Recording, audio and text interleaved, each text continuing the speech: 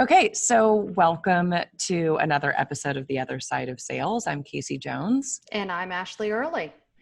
And today I'm really excited. We have an absolute sort of powerhouse of a woman sales leader, Tribble, joining us, VP of Path Factory. And one of the things I love is that she is super, super passionate about teaching children how to be carriers of kindness. And we'll dig in a little bit into what that means for her, and also sort of some of the challenges kind of associated with that. So welcome, Mariah. Thank you so much, Kasey and Ashley. I'm happy to be here. Yeah. So like I just mentioned, you speak a lot about this emphasis on kindness. And one of the things right before we hit record, one of the things that we were just talking about is imposter syndrome. And this sort of, perfectionist characteristics that I think a lot of women have, and is pretty common in sort of for women in business and really ambitious women. And you mentioned something about how interesting it is that you're working to teach your children the importance of kindness, while you also understand and recognize that you're maybe not always the kindest to yourself. And I'm wondering if you could just tell us a little bit about how you approach that. How do you think about that? And how do you also, not just in coaching your children, the importance of kindness to others, but how do you teach them about the importance of kindness to themselves? Wow. That's just a little lighthearted, easy one to start off. Hello, everyone. Nice to meet you. We just dive right in. So it's a huge one, right? It's one that I have been really sort of holding back for years. And I think there have been a few sort of turning points that made it very clear to me that kindness is my number one priority in teaching my children. It all started with an event that happened when my twins were in kindergarten, and a local mother was killed in a drunk driving accident, and the little girl, one of her children, was in the same class with my boys, and everything sort of came to a halt in the community, and just that idea of it could happen to any of us. And if it happens to me, what is the most important thing that I need my husband to do for my children to make sure that they are raised as good humans, right? So it was right around the time, and I'm going to forget who it was that sang the song, but it was a country song called "Always Be Humble and Kind." Can't remember who the country music artist was, but that was right around the same time. And so it became very clear to me that kindness was number one thing to teach our children about. So from there, right, I've started to read different things and have different reminders. My license plate is actually "Be Kinder." Part of that was a reminder to not just my children and my family, but my neighbors, myself even. You can't be, am I allowed to say bad words on this? Yes. Okay, so you can't be an asshole on the road and cut people off if your license plate is "Be Kinder," right? So all these little reminders I'm leaving everywhere for myself and those around me. And then I think a couple things happened this year. I read Jerry Colonna's book, Reboot, and his emphasis on the fact that better humans make better leaders, and really helped me decide to publicly share the authentic me and be more vulnerable and open about my past, and really the false narrative that I've told myself, that negative voice, the imposter syndrome that you touched on. Yeah. God, that is so powerful. And, and that book, Reboot by Jerry Colonna, I think I recommended that book to at least a dozen people within the like 2 weeks after reading it. And it was really like a transformative book for me as well, because it's, yes, this emphasis on good people making good leaders. But I think also one of the things that was super powerful about that for me was also the recognition of that it's important to sort of deal with your own trauma, your own hurt, your own grief, and that there's something powerful that you can unlock within yourself by having that self-awareness, and being kind of in touch with that, and dealing with it and coping with it. And I think that that's something that to me is really tied up in the being kind to yourself. That means giving yourself the time and the space to deal with the stuff that is still hurting you, sometimes decades after it happened. Sure. I think one of the things, and it is so interesting, my mother actually sent me this book.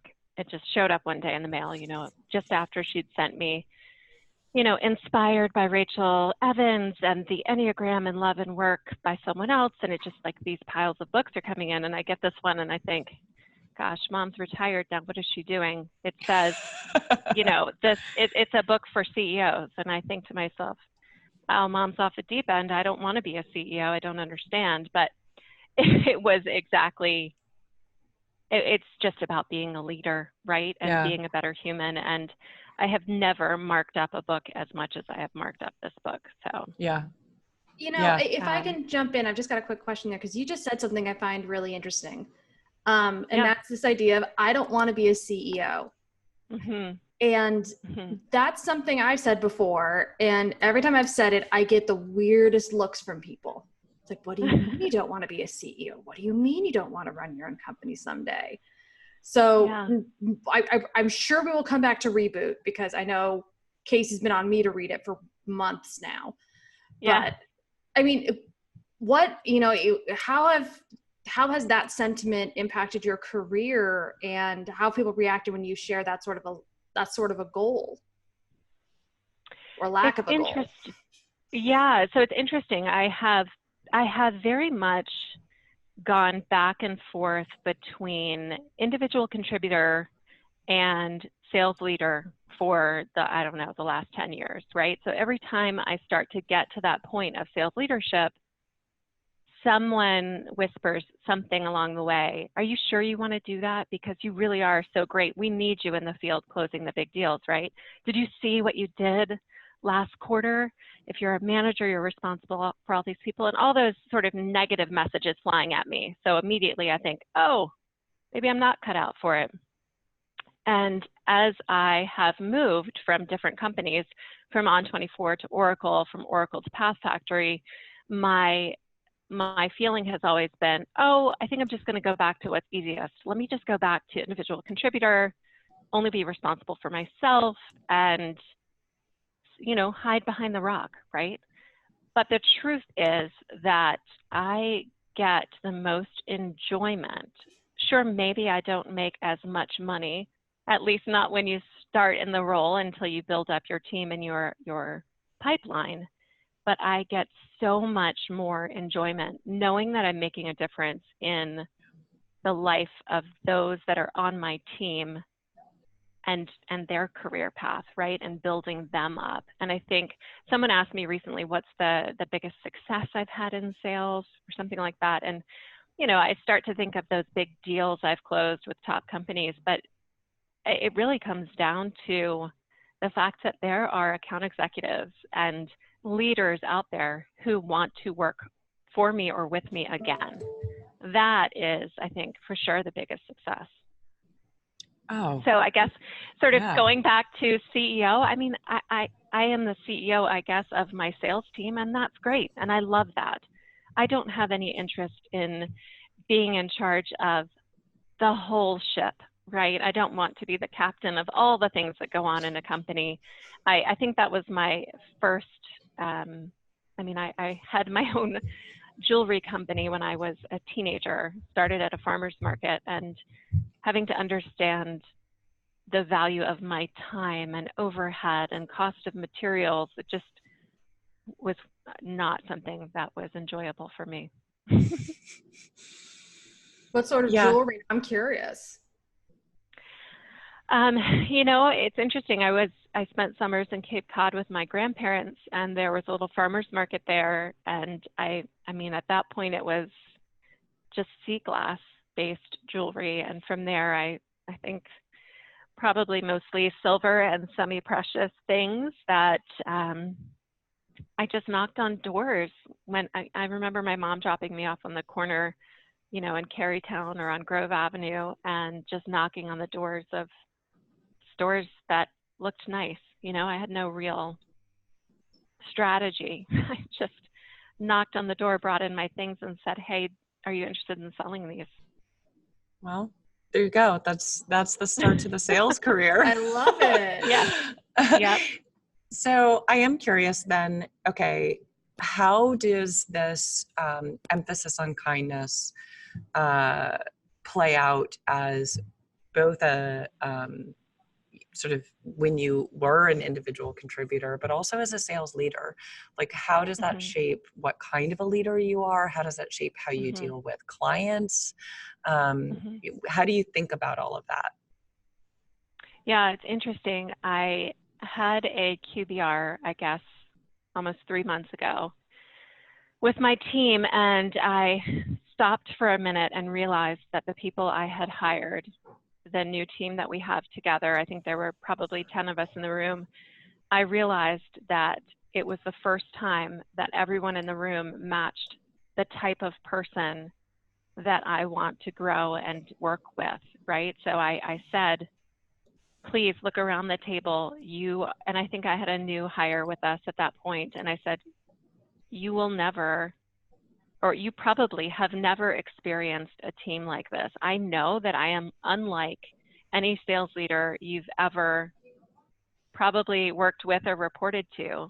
Everyone in this room is humble, focused, hardworking, really understands and listens to the customer, and thinks about every interaction in every sales process, whether we win or lose, from the customer lens. And that goes back to the, you know, the Simon Sinek golden circle of why, right? So those are the sorts of things that really are top of mind when I think about kindness and how to use that in sales. That's wonderful. And I'm sure that not only impacts your customers, but also all of the other kind of teams that you wind up working with. It's right. Like, we hear all of the sort of horror stories of, you know, sales sort of closing deals that maybe should not be closed, or promising things that they shouldn't. And it then being like customer success or support that winds up having to sort of deal with the mess that follows. And so that it's funny. It's like our first instinct is to always think about, okay, that must be a better experience for the customers, which is super powerful, but it must be also winning you some votes of confidence from all the other departments at Path Factory. Oh, of course. I mean, I would say that there's something that's also fundamentally different above me in our company as well. So our COO, Helen Baptist, coincidentally, she's the first woman I have ever worked for, which is alarming considering how long I've been working. But not uncommon. She actually, I know. She actually, the customer success, the marketing, and the sales organizations all roll up to her. So we actually really, truly have a end-to-end from, you know, marketing outreach to renewal and beyond, one customer journey across all departments. It's not something we've had from day one. It is something that Helen came in and really started working towards 4 months ago, I think, at this point. So it was very much we need to break down all these internal silos and really think about everything from the customer lens, the customer journey, what it is like. And we're also, I mean, as I've told you all before, we are extremely lucky to have over 55% of what we call rabid customer advocates, people that are raising their hands, asking to speak on our behalf at various conferences. We have customers who have, you know, purchased us at one place, gone somewhere else, and again and again. And we have one who's purchased us 4 times at different companies. Holy cow. Yeah, so it's the sort of thing where once you've used Path Factory for marketing, you don't really know how to do it without Path Factory anymore. It just removes all of the friction and improves the customer experience so significantly. So I guess it makes it easy to be kind in business when we have a business and an offering that is so transformative and that customers love so much. Okay, pause. I'm trying to be better about helping my husband get ad breaks in here. And that seemed like a really good break for an ad. So we can try and get some monetization in here, but holy cow.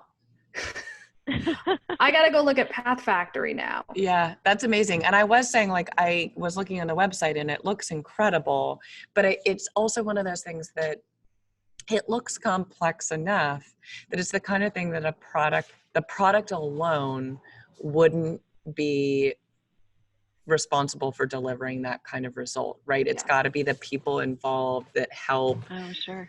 You know, and help create that experience, which says a lot about, you know, the way the company is run and clearly the kinds of people that are hired and the leaderships or the in the leadership positions. So absolutely, you know, and kind of piggybacking on that, it sounds like you're in an absolutely incredible situation, kind of the holy grail, if I can use that overused term. I think that's every salesperson's dream, is to be pitching a product that solves a problem that completely with the team that is so focused on the customer journey. Yeah. I'd like to pivot a little bit and talk about what happens when that isn't the case, as it is for, you know, 99% of the sales population.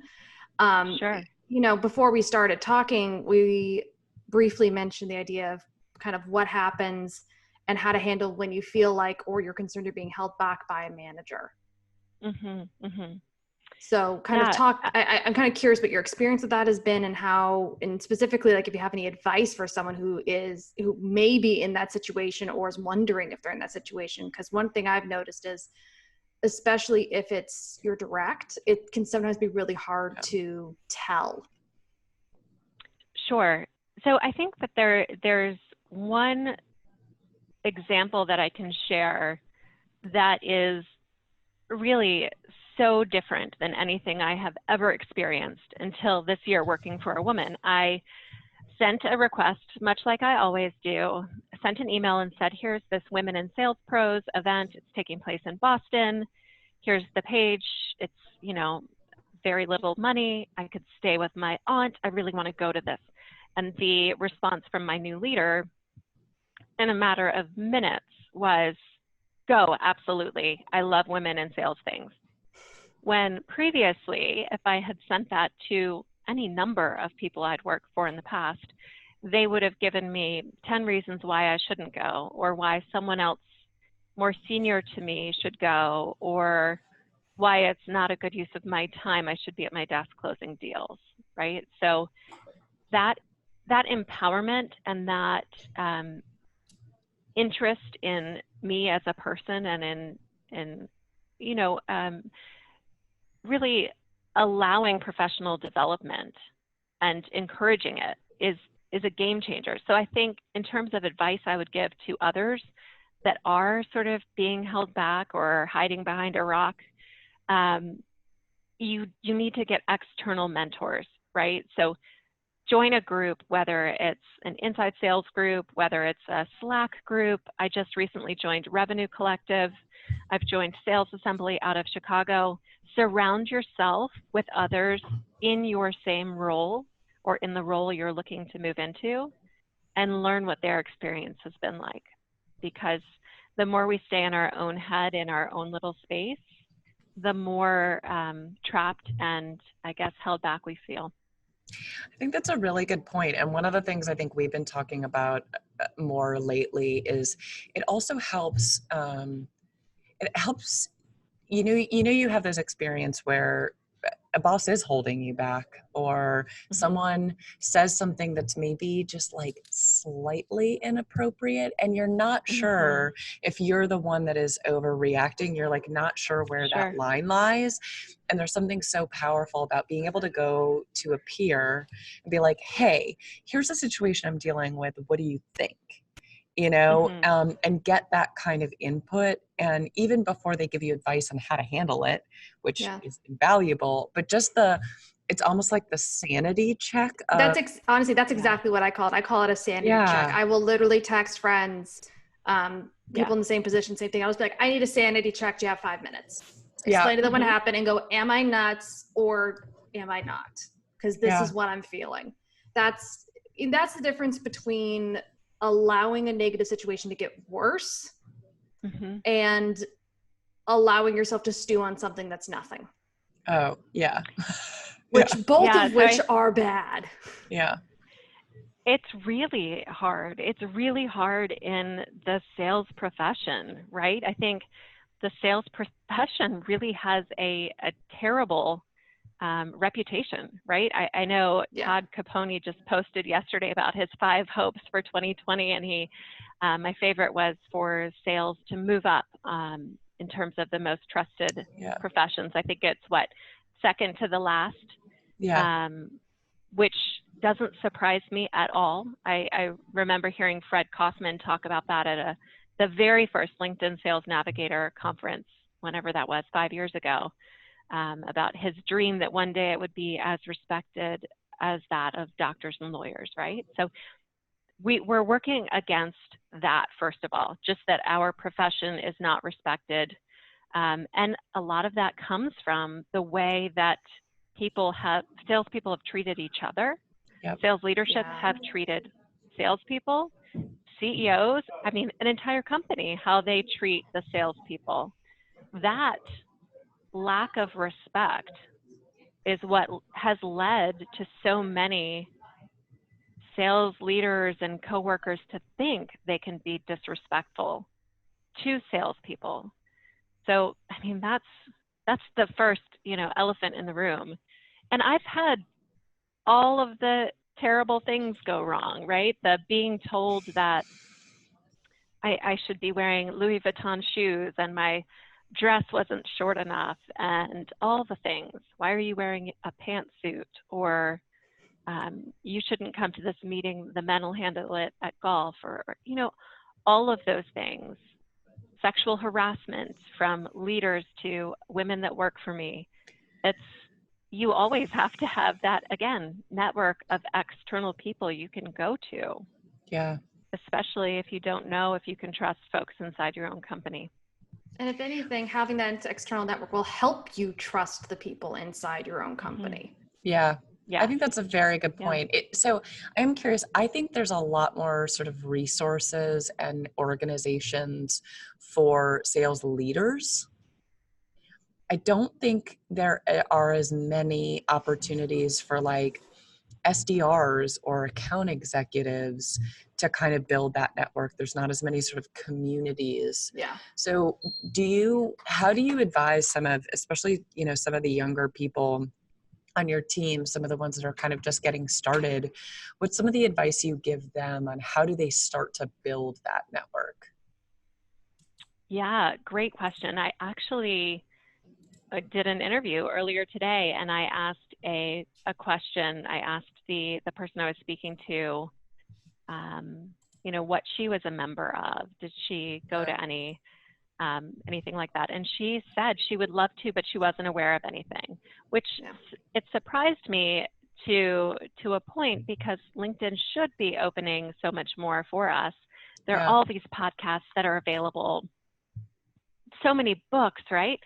But the truth is, there's so much noise, and there's no one that's saying, here are the 5 things you can do to advance your career and you know, build your community. It still is very much word of mouth. That's how I got involved in Sales Assembly, which is based in Chicago, which coincidentally has a lot of things to support all layers of sales, including workshops for SDRs and account executives and revenue ops and all the different areas of sales.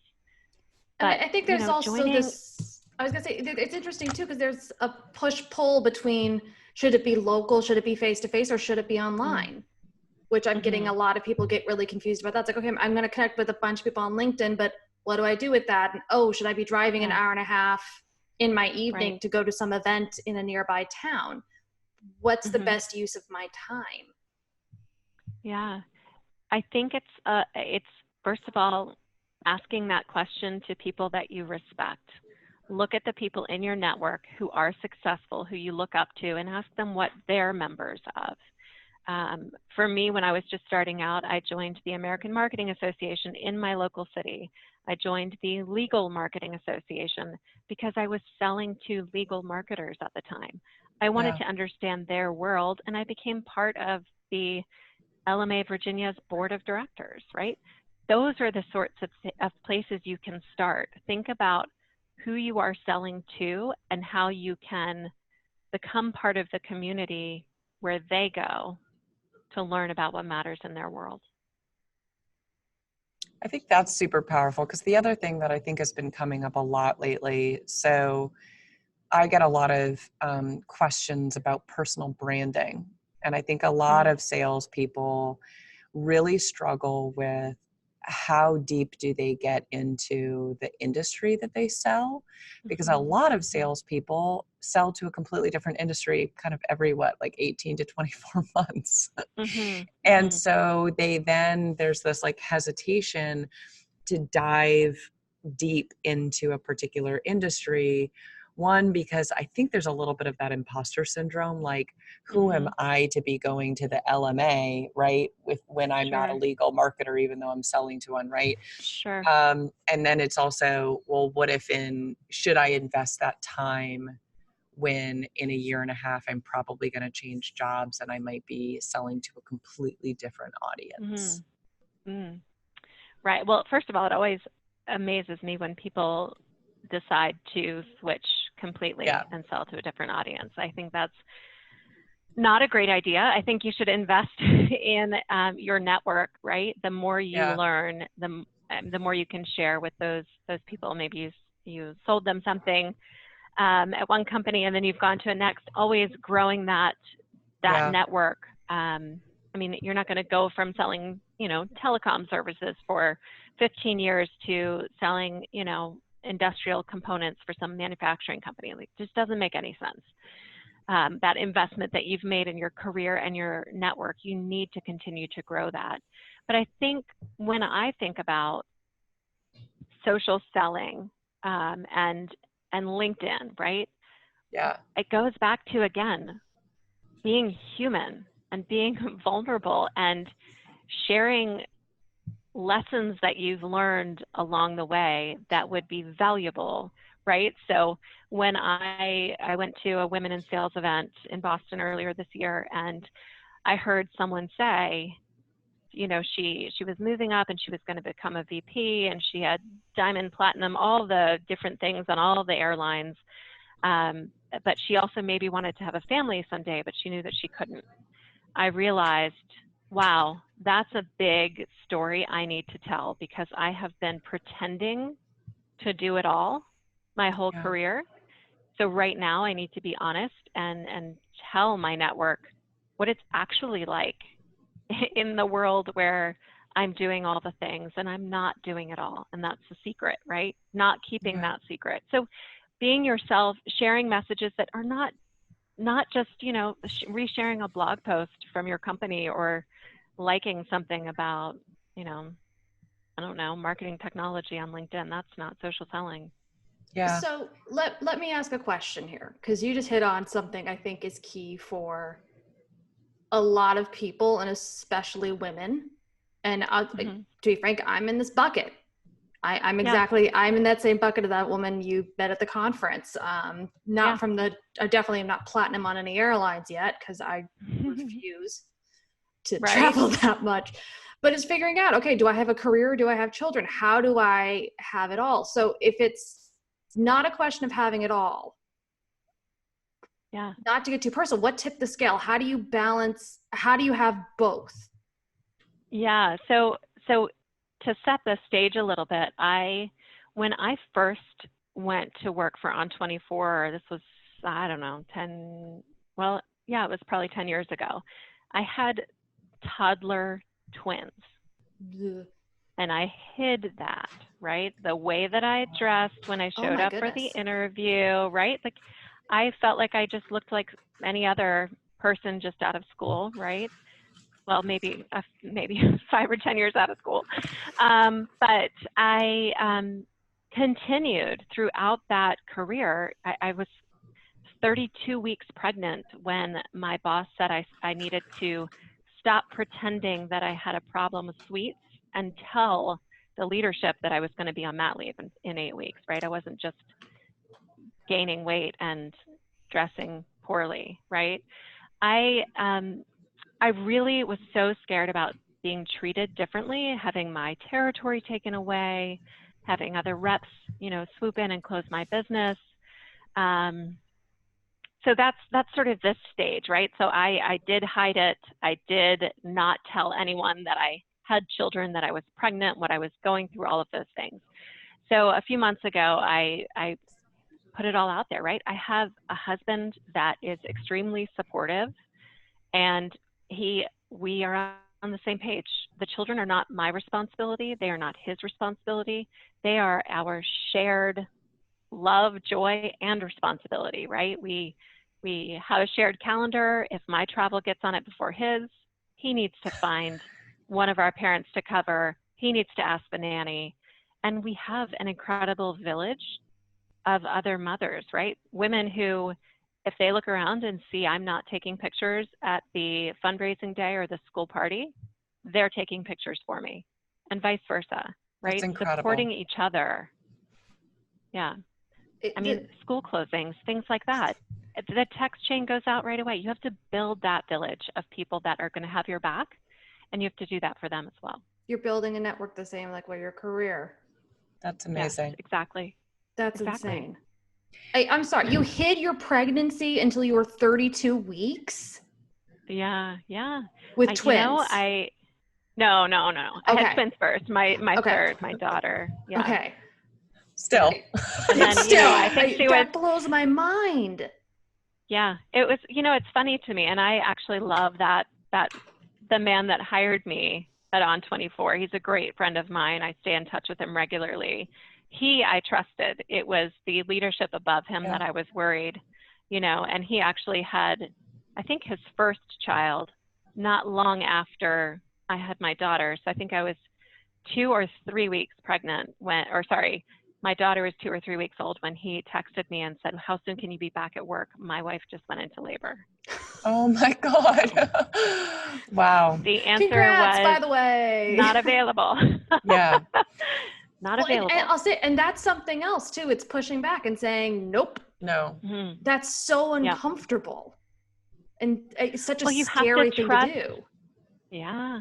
Comes down to trust, right? Just like I trusted him, just like I trust the mothers in my village, just like I trust my mother or my nannies to come and hold everything together, you have to trust your team, right? I have an incredible team that any one of the people that report to me or that I report to, I could call them in a second and say, I need help. I can't make it to this city. I can't do this meeting.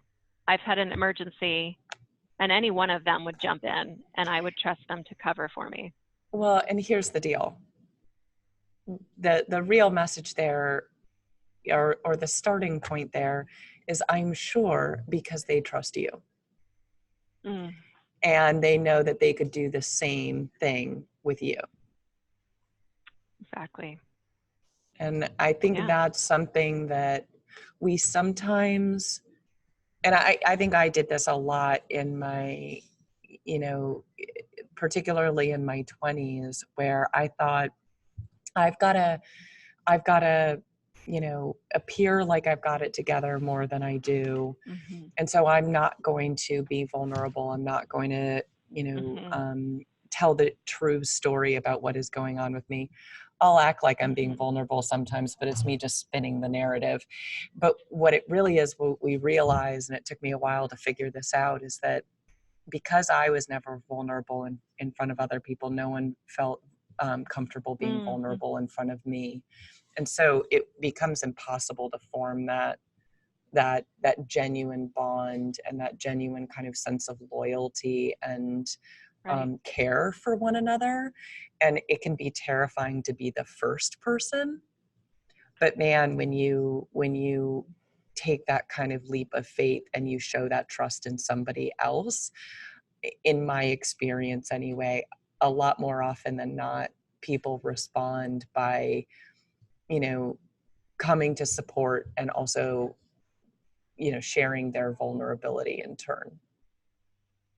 Yeah, I mean, look, there are so many exercises.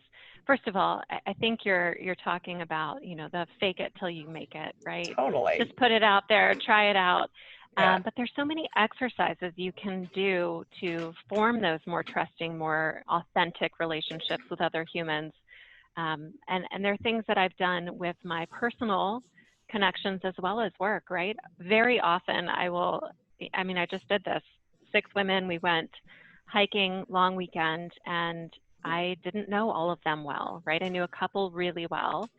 And so I brought everyone a little, pad of paper and a pen, and I said, before we do anything else, of course we were drinking already, that's a given. But before we went hiking, right, I said, let's do 3 truths and a lie. Everyone write down 3 truths about yourself and 1 lie, and we'll each read them out, go around the circle. I went first, and I spit out some really difficult truths, right? I was anorexic in high school, that level of sharing. And all of a sudden, all of the women looked at me and said, oh, I've got to rewrite my list. I didn't know we were really telling the truth. Like we were being real. Yeah. But by the end of it, wow, that weekend was amazing, because suddenly they had shared things that they didn't know they could trust me as someone they just met. Yeah. I don't doubt it at all. I think that's so powerful. And it's obvious that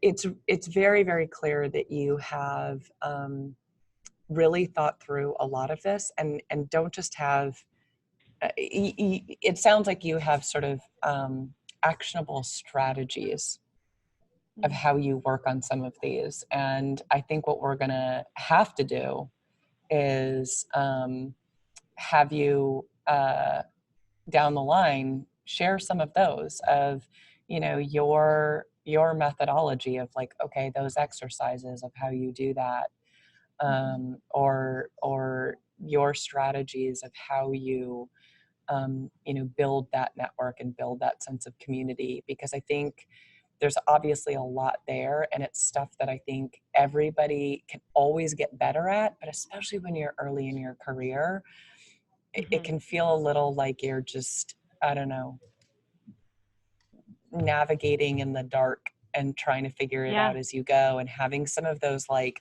just practical steps and sort of methods of how you solve some of these more nuanced and kind of soft skill problems. And there's not enough.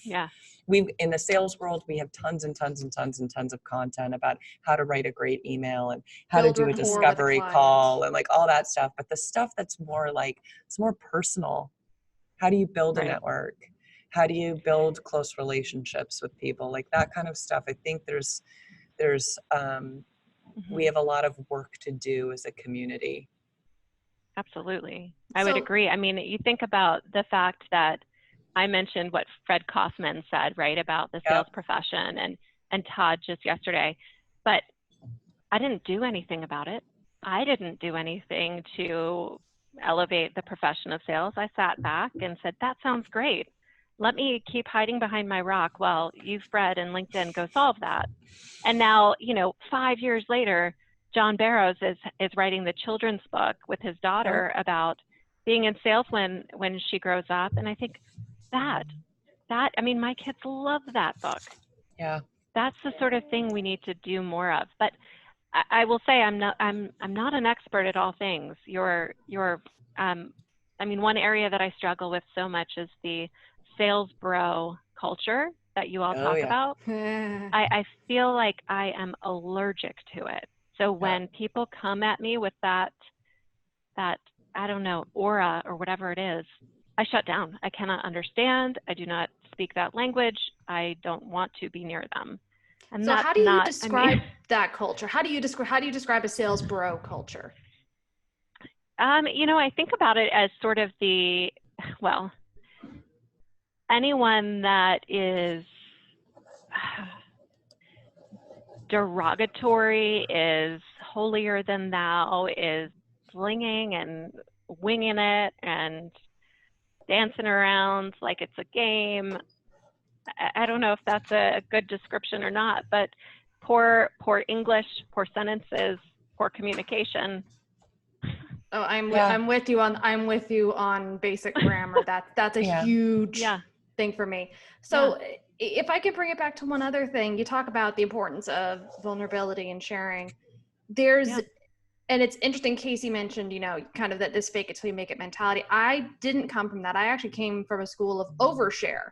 Give all the context. That way nobody has to worry about what you're thinking, which resulted in some equally awkward situations for other reasons. How do you know what is kind of the right level to share in your environment, and especially in work? Sure. It's definitely hard. Because I think there are times when you need to share more based on your audience. So for example, being around the Women in Sales Pros organization and hearing what the different struggles were, I felt like it was imperative for me to share about experiences that I had had with previous male managers, you know, over the last 20 years. But there are other cases when I don't want to talk about those things, right? I don't want to be on the Me Too storytelling stage in a widespread audience, right? But I will in smaller group settings. I mean, I think it's just knowing your audience, and that teaches you what story you need to share based on what their needs are and what their struggles are. I think that's a really good point. And I think it's also knowing what you are actually comfortable with. Because I will say, like, I've always been an oversharer, but there's a difference between oversharing and actually being vulnerable. And that's kind of what I was saying when I was like, no, I would share things, but it was my way of like spinning the story, not actually telling my truth. And I think there's a big difference. And so knowing like what is motivating you to share, and you know, are you actually being vulnerable, or are you actually just trying to kind of control your story, you spin it in a way that makes you look like you're vulnerable? I was the master of that, I think, in my late 20s, where I was like, I gave this impression that I was being vulnerable, but it was me crafting a story that wasn't really, you know. And so I think knowing your audience and knowing what is the motivation, like what am I trying to do? Am I trying to sort of manipulate someone's understanding of me, or is it me really trying to be honest and really trying to connect? Well, I think for me, when it comes down, I mean, my purpose in life, right? Like, what is my North Star? It is teaching not just my children, but all children to be carriers of kindness. But my purpose in my work life and as a sales leader that is a woman, I think my purpose is to elevate the sales profession and to help women and children and everyone understand that this is a respectable career. It is a wonderful experience, right? In a sales career, you have the opportunity to learn about so many different companies and industries, and frankly, to see the world, right? Through president's clubs or just traveling to see customers and prospects. It's a career unlike any other. You know, I feel like that's it right there. And I think you have such a powerful message, and I am sure that I am speaking for Ashley as well. Like, I feel honored that we can kind of be a part of helping you tell that story. And if we can do more to expand that message, because I think you are on a mission that we absolutely are aligned with and agree with and are working on as well.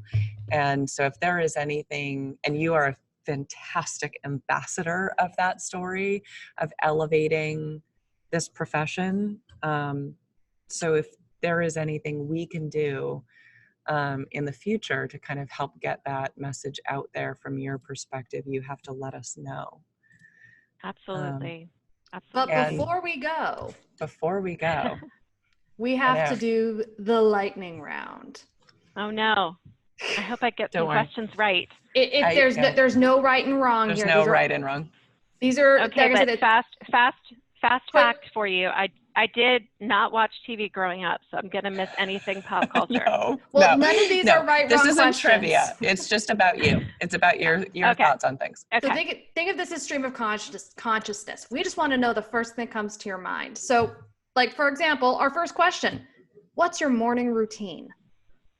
Oh, review my list of actions that are priority for today from the day before. Oh, that's perfect.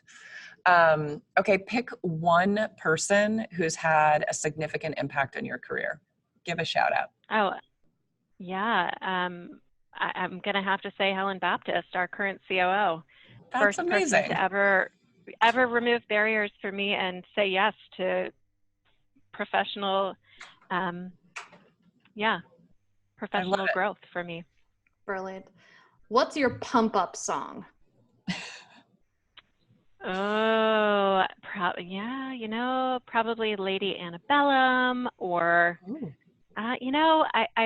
Happy. Pharrell Williams was one for a long time. Yes. Good call. Good call. Yeah. Okay. To be added to our Spotify playlist later. Seriously. Today. What is one thing you wish you'd learned earlier? Oh, that imposter syndrome is a thing. I think I've only known about that for probably 5 or 6 years. Yeah. It's a common issue. The negative committee that meets in my head, holy shit, I thought it was just me. But many women had the same stealing that analogy, the negative committee. Yeah. Yeah. And it does make you feel so much better when you realize that you're not alone in that. Yeah, for sure. What's your favorite sales book? Well, I have to say, if I think about what my purpose and mission is in life, it's John Barrow's daughter's book. Yay! Because that is the book. That's the book that's going to teach all of our children in grade school that it's a profession that is respected and can be amazing. I love it. Love it. Love it. Love it. Love it. Okay. So what is one way that somebody could have been a better ally to you throughout your career? So ask me that a different way. So as someone a woman, maybe hurt me? No. So like as a woman in sales, what is one way that somebody earlier on in your career could have provided better support, given you a hand? Yeah. What would have made a difference? It would have made a difference if someone had introduced me to another female sales leader much earlier in my life. That's great. It's my boys are identical twins. It wasn't until I took them to the Twins Day Festival in Ohio that they realized identical twins grow up and become identical adults. They'd never seen any. Yeah. And I feel like I'd never seen any other women sales leaders. Yeah. I didn't know it was a thing. That's wonderful. I love that. I love that image too. Yeah. So what's one way you're trying to be a better ally to those coming behind you? Oh yeah. Gosh. Get them involved in other sales groups, whether it's the different Slack communities that are out there or podcasts that they can listen to, just sharing more about people like them, talking about difficult topics like imposter syndrome. Yeah. Okay. Last but not least, what is your guilty pleasure after a really hard day? Oh, you know, my guilty pleasure. That's a hard one. I've been known to sneak some Halloween candy from my children, but I will tell you that is real talk right there. Oh, no, but I think that my guilty pleasure is really a mojito. Oh, good call. Yeah, it takes the edge off. Yeah, that's Absolutely. perfect. Well, thank you for this. This was amazing. One of the trends that I see of women sales leaders that we interview is you all speak in really great, like quotable quotes and one-liners. It's like you and Jamie Diglio. Like, I just want to put you two in a room and just sit there and listen, because it's just like knowledge bomb after knowledge bomb. We really, really appreciate you taking the time to do this. And for sharing your truth. Pleasure. Thank you for sharing being your truth. Yeah. And we will absolutely be talking about ways that we can help share with our audience some of the methodology that you've kind of learned and clearly refined over your career. So thank you for that. Absolutely. It's been a great pleasure. Looking forward to being in touch. Yeah, absolutely.